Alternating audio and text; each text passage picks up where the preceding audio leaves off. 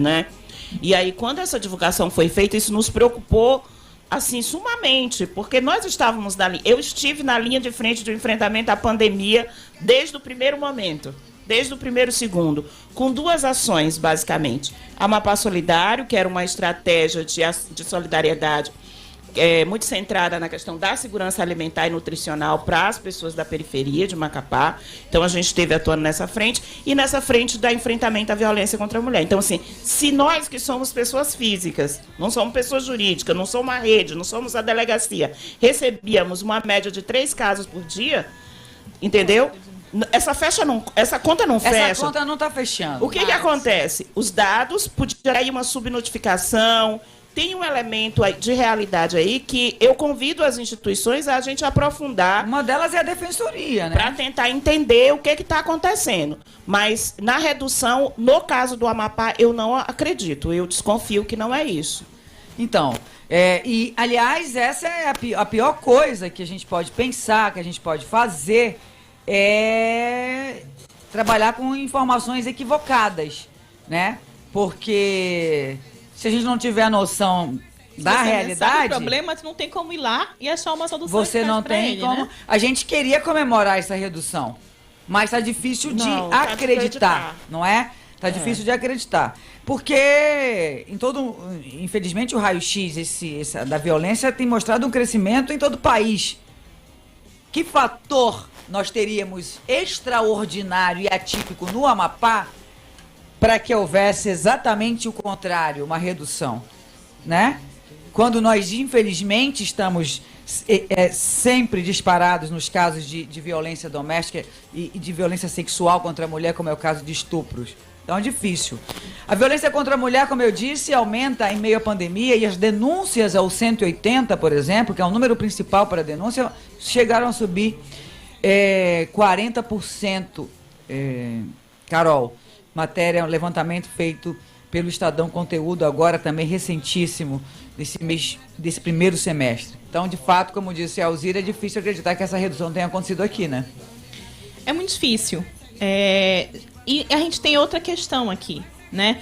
As nossas redes, às vezes, o 180 ele é o principal número, mas a gente sabe que muitas das vezes as companhias não conseguiriam ter acesso a essa própria rede.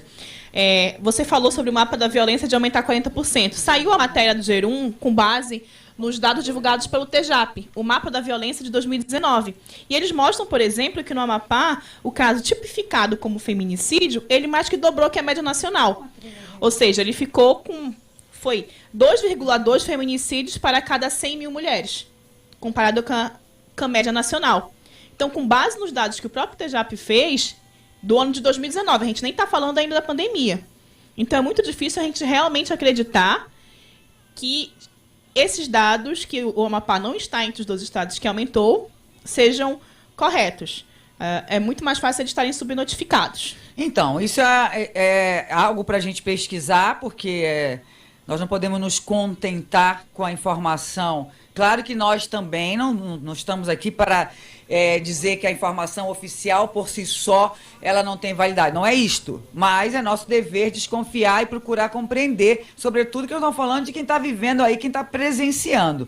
Bom, eu tenho a impressão que a nossa convidada que participa agora conosco pode até nos ajudar também, porque essas mulheres elas batem em muitas portas, e uma das portas que elas batem muito é exatamente a da Defensoria Pública. E é lá que atua a defensora Isabelle Mesquita de Araújo, justamente no atendimento à mulher em situação de violência doméstica. Quero cumprimentar a defensora Isabelle. Boa noite, Isabelle. Nós estamos aqui discutindo uma sensação que nós temos, uma percepção de que, ao contrário do que dizem alguns números, de que nós teríamos tido uma redução dos casos de violência doméstica contra a mulher na pandemia, nós achamos que isso não é real, porque, enfim, no Brasil todo, no mundo todo, como fez um destaque há pouco a Alzira, especialmente na América Latina, nós temos presenciado um aumento dessa violência. Você, na Defensoria Pública, para você, Isabela, aumentou ou diminuiu o trabalho em relação à violência contra a mulher? Boa noite.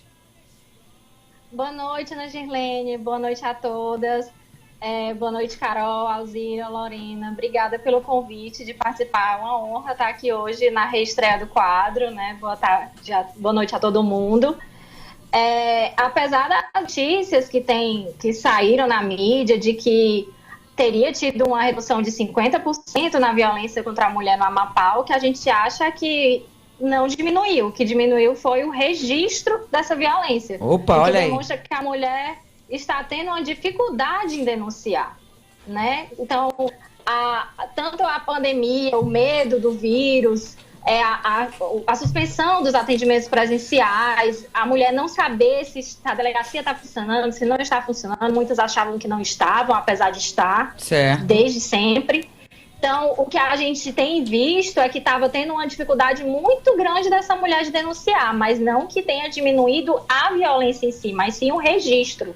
certo. Né? Eu tenho relatos de mulheres que agora que estão conseguindo denunciar, que antes não estavam. Também tem a dificuldade de que ela está em casa com o agressor. Então, ela estando em casa diretamente com ele e durante todo o tempo, ela tem uma dificuldade maior também de conseguir fazer essa denúncia, né? Ela está afastada da família, ela está afastada dos amigos, né? Não tem aquele contato mais próximo. Certo.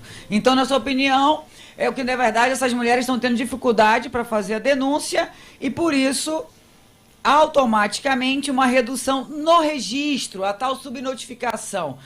Lá no núcleo de atendimento às mulheres, Isabela, conta pra gente desse trabalho, como é que essas mulheres chegam, enfim, fala dessa experiência, o que é que você tem presenciado, tem visto, como é que estão as nossas mulheres?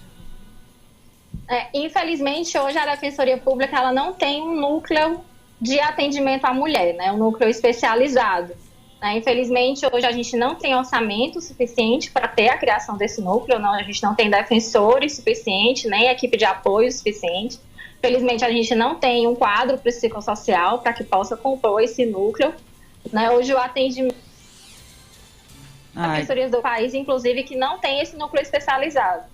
Hoje o atendimento é feito em regime de cumulação por 3 defensoras, 2 na capital e 1 no interior. A gente tem recebido as demandas de pedido de medida protetiva, de urgência, prorrogação de medida protetiva, pedido de medida protetiva complementar. Nós temos feito muitos atendimentos, os atendimentos estão sendo realizados de forma remota, por telefone e WhatsApp, tanto na capital quanto no interior. Nós estamos fazendo também a busca ativa dessas mulheres, porque a gente tem consciência de que nem todo mundo tem conhecimento dos canais de atendimento. Então, nós estamos fazendo a busca ativa dessas mulheres, estamos entrando em contato com todas elas para informar o telefone de atendimento, os canais e o que elas podem fazer e atuar nesse processo. Trabalho bonito, Alzira, Carol, Lorena, que a Defensoria faz, e essa busca ativa, hein? Essa defensoria, eu costumo dizer que ela foi um grande ganho para o estado do Amapá.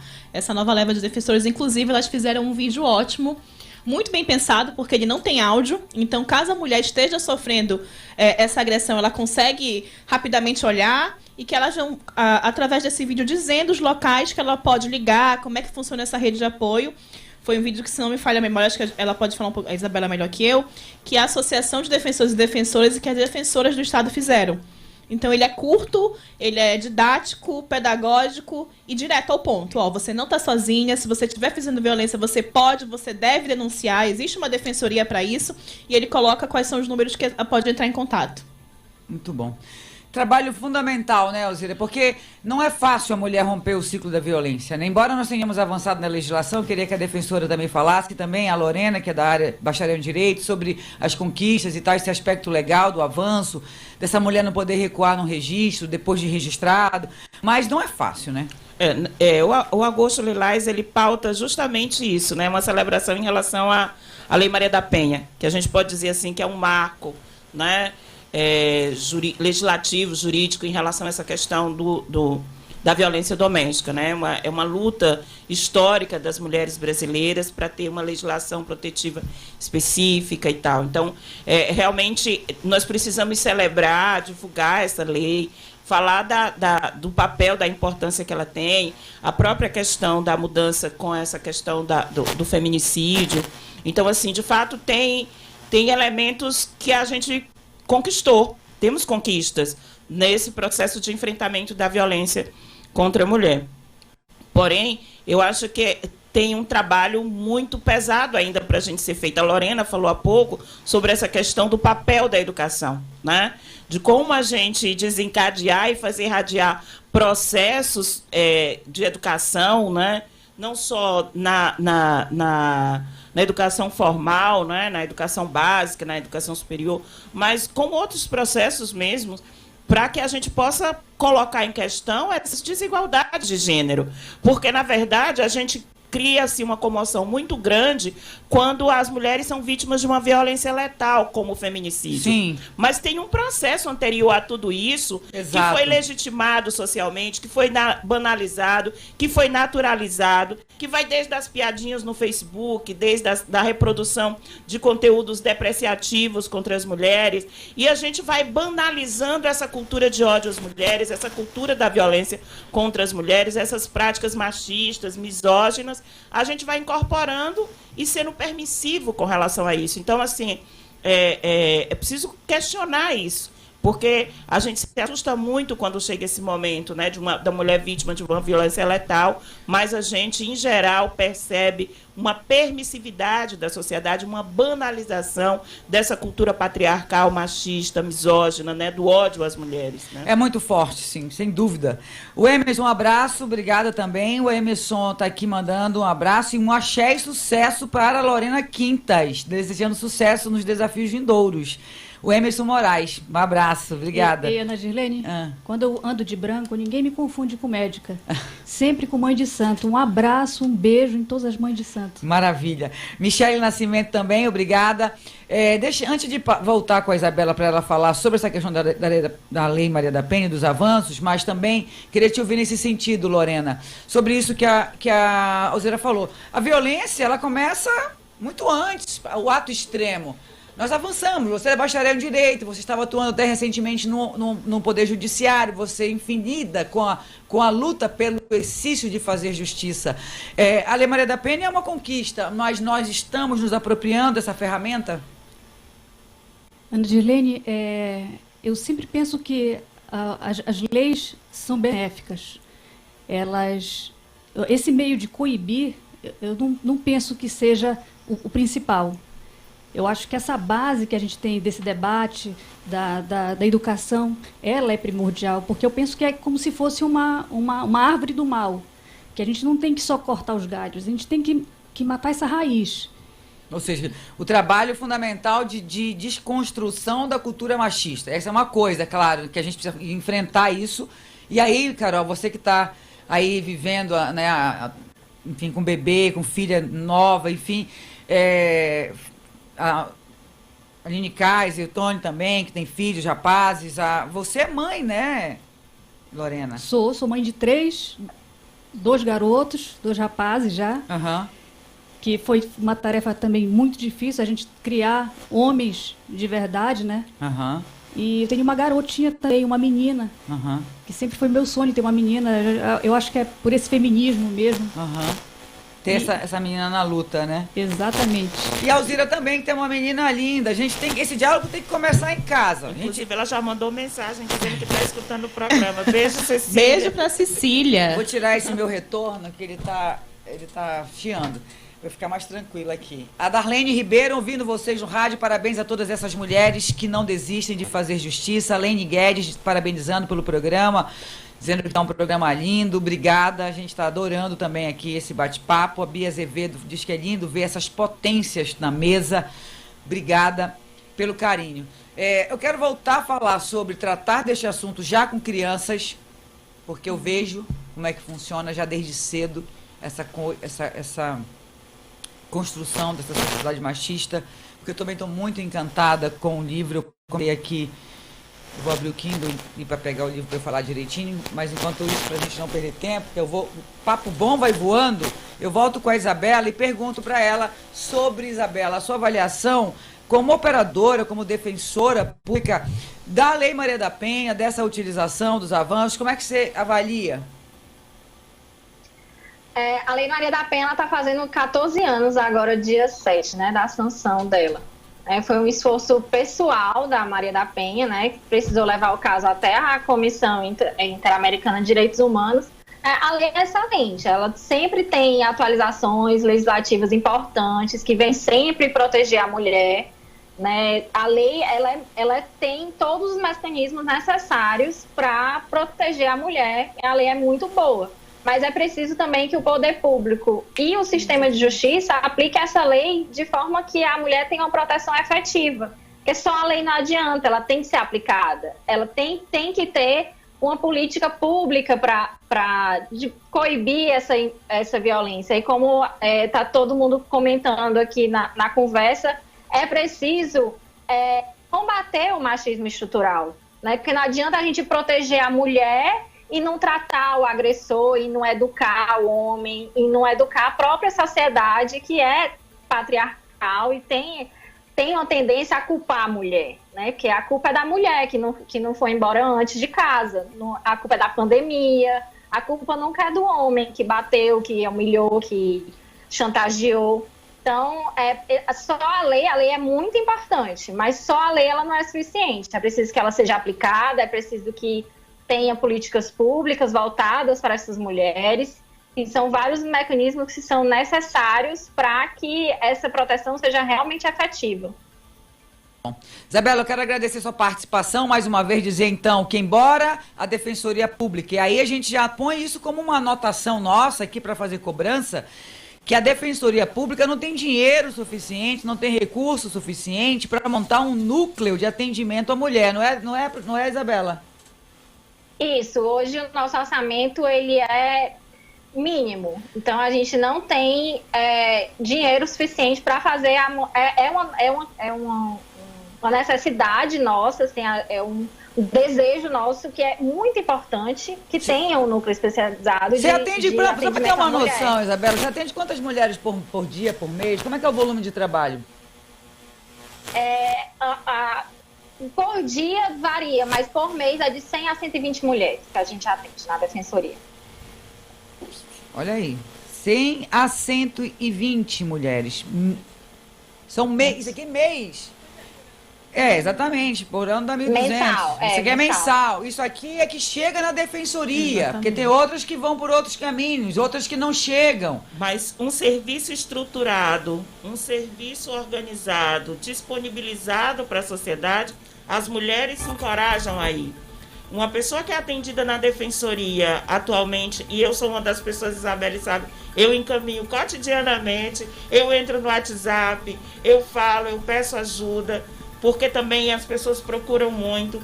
As pessoas, elas são muito bem atendidas ali, né? E isso reverbera. Então, assim, é fundamental que a gente tenha esse serviço hoje, Ana. É fundamental, é acesso à justiça, é proteção para essas mulheres. Então, também estou aqui nessa campanha de defesa da Defensoria e do seu fortalecimento institucional pela via da garantia de um orçamento que seja um orçamento compatível com o seu trabalho. E assim, vamos lá, vamos falar o português claro, assim, pra gente se despedir da Isabela, agradecer muitíssimo a sua colaboração. O Café Feminista é seu também, tá sempre convidada, vem sempre bater esse papo com a gente, mas vamos lá. Vamos só lembrar o seguinte, o orçamento da Defensoria é discutido lá na Assembleia Legislativa. São os deputados estaduais que, quando vão fazer orçamento... Eu falei besteira aqui, Isabela, se eu falar, você me corrige. Não, tá tudo certo. Então, é lá na Assembleia Legislativa, na hora de dividir o dinheiro, porque a gente diz que uma coisa é importante, mas é na hora de botar o dinheiro para aquela coisa que nós vamos saber se é papo furado ou se é de verdade o assunto, não é? É na hora de dividir o bolo, como diria minha mãe, que a gente sabe onde estão as prioridades ou não. A gente precisa elencar. É muito importante isso. Aí na hora de discutir o orçamento, coloca centavos. Porque o orçamento da Assembleia Legislativa não tem de cabeça aqui, mas eu vou puxar. Se eu não me engano, é 64 milhões por ano. Vou puxar direitinho, que acho que até mais. Acho que é 100 e pouco. Deixa eu ver aqui. Vou já puxar o orçamento da LAP aqui. É dinheiro à beça, gente. Você pensa, quanto é o orçamento da Defensoria, Isabela? 2020 a gente recebeu 23 milhões. 23. Que dá 2 e pouco por mês, né? Então, assim... É 23 milhões o orçamento desse ano. Exatamente. Presente em todos os municípios, né? Todas as comarcas. Nós somos uma das únicas defensorias que é 100% interiorizada, mas a gente não tem estrutura no interior. A gente foi interiorizada na raça dos defensores, porque estrutura mesmo a gente não tem, infelizmente. Pois é. O Estado do Amapá, o orçamento que foi aprovado ano passado para ser executado em 2020, ou seja, o orçamento de 2020, que já sofreu uma série de retalhos, emendas e recursos extras que chegaram por conta da pandemia, mas o Estado do Amapá tem 6 bilhões. Esse é o orçamento do Estado, né? E essa lei, como eu disse, é aprovada todo ano. E aí nós temos uma divisão para os poderes e alguns órgãos. Então nós temos o Ministério Público do Amapá, que tem um orçamento anual de 182 milhões, o Poder Judiciário tem 370 milhões e a Assembleia Legislativa do Amapá, 184 milhões de reais. E a Defensoria Pública, 22 milhões. É isso, Sabrina? É isso, infelizmente, né? 184 milhões, Alzira, para manutenção do Poder Legislativo. Tem uma inversão aí, né, das prioridades, né? Ah, o Poder Legislativo ele é importante? Não, ele não é importante, ele é fundamental. Não é disso que se trata, né? Mas precisa de 184 milhões, Carol? Tem que ter um equilíbrio, né, aí nessa conta. E há uma discrepância entre as próprias funções. Se a gente verificar, por exemplo, dentro do que você falou... Dá 15 milhões por mês. 15 milhões por mês na Assembleia é o orçamento anual da Defensoria Pública. Então, assim... Se essas questões não forem realmente discutidas, a gente não avança.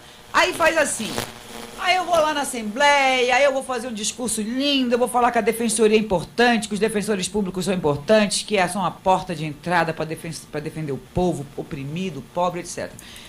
Nunca esquecendo que o Amapá foi o último estado da federação a fazer concurso público para defensor e só fez porque foi judicializado e condenado a fazer.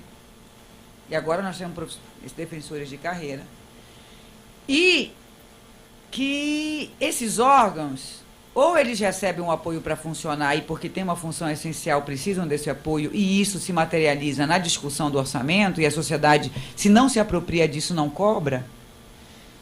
Então, a gente vai fazer o seguinte, na próxima, porque agora já foi, né? Então, vai se aproximar a votação do orçamento para 2021, a lei orçamentária anual, a lei de diretrizes orçamentárias, etc. e tal. E nós vamos lá acompanhar para ver quanto é que vão colocar para a defensoria. E nós, mulheres, que estamos apanhando, que estamos morrendo, que não temos dinheiro para pagar advogado, precisamos da defensoria para nos atender, as mulheres pobres.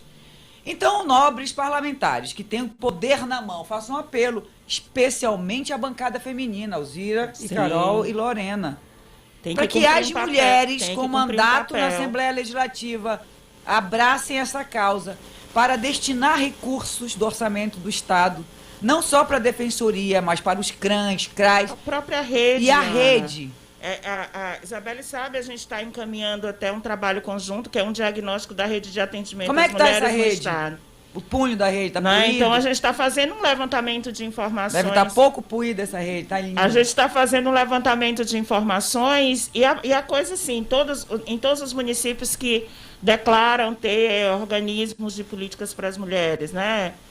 Então, assim, a realidade é muito trágica, não tem orçamento. A realidade é trágica, não tem orçamento. Não tem profissionais, não tem infraestrutura de trabalho, locais adequados de funcionamento, com as especificidades que um acolhimento de uma mulher em situação de violência demanda, né, para que um psicólogo ou um assistente social possa acolher e atender.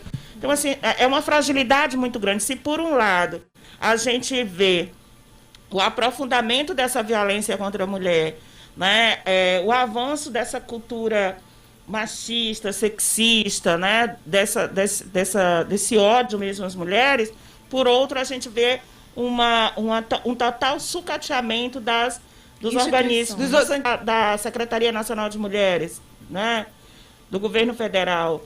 E, assim, eu entrei lá, Lei Maria da Penha, procurando alguma coisa, né, o que o governo federal está fazendo sobre agosto lilás. Eu não vi nada. Né? Eu vou entrar aqui na página do governo, porque se tiver alguma coisa, para a gente não cometer injustiça. Então, mas e também assim, se então, tiver, a gente divulga. Se tiver, a gente divulga. Eu te digo que tem um projeto político em curso na sociedade brasileira que tem a ver com esse governo, né? que na nossa perspectiva do movimento feminista, particularmente das feministas negras, que são as mulheres negras, as vítimas preferencial da violência doméstica, da violência contra a mulher nesse país, cresce 54%, 60% a violência entre mulheres negras, o feminicídio entre mulheres negras. Então, para nós, esse governo é um governo genocida. No momento em que ele inviabiliza, que ele fragiliza esse funcionamento, porque ele tira o orçamento, foi isso que aconteceu no caso das políticas para as mulheres, ele está condenando essas mulheres a esse lugar, né? A essa violência letal. Então, assim, a gente se preocupa com isso, há que fazer essa denúncia, né? Há que se fazer. E se a situação, se ser mulher já é difícil, já é perigoso, ser mulher negra é muito mais.